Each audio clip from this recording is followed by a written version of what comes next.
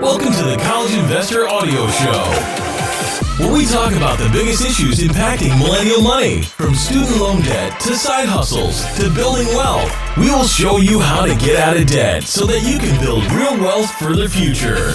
What a topic we have today on the College Investor Audio Show. Hey, thanks so much for stopping by. Today, the 5 things your millionaire neighbor isn't telling you. Bum, bum, bum. Let's get right to it. So it's currently estimated that there are about 3 million millionaires in the United States today. What? And given that there are about 300 million Americans, according to the latest census data, that means 1 in 100 are millionaires. Surprised?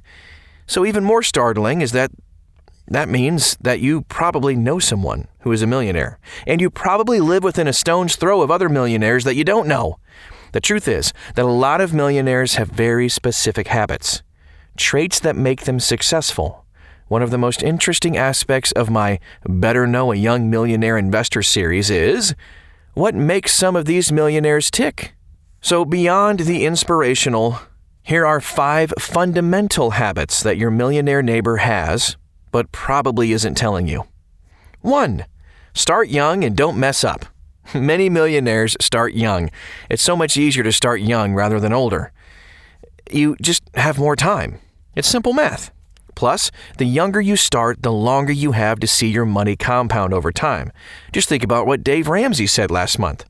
Saving only $100 per month from age 25 to age 65 at 12% growth equals $1,176,000.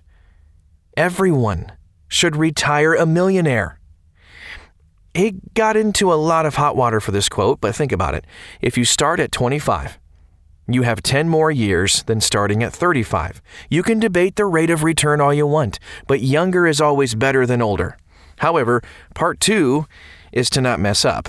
This means avoiding student loan debt, credit card debt, and not getting into financial trouble. Some of the most common causes of debt and financial trouble include increased expenses with reduced income, unemployment, gambling, poor money management, no money communication skills, and banking on a windfall. If you stick to a balanced budget and start early, you're already on par with your millionaire neighbor. Remember, focus on front-loading your financial life. Number 2, don't move and don't get divorced. There's messing up, and then there are avoiding big expenses that could possibly be avoided. 2 of the biggest life expenses are moving and divorce. First, moving may be necessary and it doesn't have to be expensive. However, for many people, it is. Just the cost of paying movers can add up to thousands of dollars, so the more you do it, the costlier it is. Second, if you have to sell a home, the transaction costs are enormous. The more you do it, the more profits you eat into. Now, moving can be a good thing, getting a better, higher-paying job. Or maybe you're moving closer to work to minimize expenses. You can even use inexpensive movers to mitigate costs if you're moving farther away. Just remember, constant moving is a constant budget buster. Next, we have to address divorce. Divorce is one of the leading wealth destroyers in America. Now, can it be avoided? Not always, but there are genuine things that you can do to minimize the likelihood of it and the financial costs that come with it. First is communication. Communication about money is essential, as finances are the leading cause of divorce, and divorce never stems from lack of money. It comes from failure to work together with money. You need to put systems in place that allow you to work as a team with the money you have to better your future. Common goals and common understanding are key. There are much better resources than this when it comes to money and family, but realize that divorce destroys wealth. That's why your millionaire neighbor has probably been married for years. 3, invest slowly over time. Beyond just starting young, you should also invest slowly over time. I'm not saying that you have to dollar cost average when you invest, but you should start investing early and continue to invest throughout your life. This is the power of compound interest. The later you start, as mentioned in number 1, the more you have to invest to get the same return. Your millionaire neighbor probably started investing in their 401k at their first job and just continued to contribute to it at every job. He or she also probably maxed out the IRA contribution each year. These simple investing steps over time allow you to build real wealth.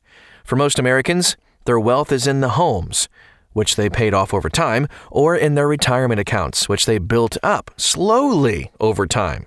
So, if you want to join your millionaire neighbor, start investing now and continue to do so regularly. 4. Create multiple income streams. Your millionaire neighbor also probably didn't do it just working their job. Maybe, if they are over 65, but even then, there was likely more to it than working the 9 to 5. Most millionaires had a side hustle or combined income streams. It's very rare for a single income family to make it to millionaire status. If they are a couple and both worked, that is probable. If they didn't have kids, it is even more likely. But the better way to make it to $1 million is to not only work a salaried job, but also to side hustle or have some type of entrepreneurial project. By developing multiple income streams, not only do you create a safety net for yourself as you work towards your goals, but you also can reap the benefit of multiple income streams, especially if some are more passive than others. If you want some passive income ideas, there's a list, of 20 different passive income streams at thecollegeinvestor.com. Your millionaire neighbor may have a secret business besides the 9 to 5. Just look at most bloggers out there. Number 5, live below your means. Finally, most millionaires live well below their means, so much so that you may not even believe that they are millionaires. I know a large handful of millionaires that are beyond frugal, driving the same car since the 1980s, shopping at thrift stores, never eating out. I even know young millionaires that look for frugal deals online and use coupons to pay for everything online and offline. There's a post called How to Save $500 per Month by Using Simple Tricks at thecollegeinvestor.com too. But it makes sense. Many millionaires didn't get rich by spending their money. They got rich by saving their money and making smart money decisions. And those are habits they developed over a long period of time. So they don't change even when there's plenty of money to spend. So, if you want to match your millionaire neighbor, mimic them. And don't let them even know you have money. Live frugally, make smart money choices, and live below your means.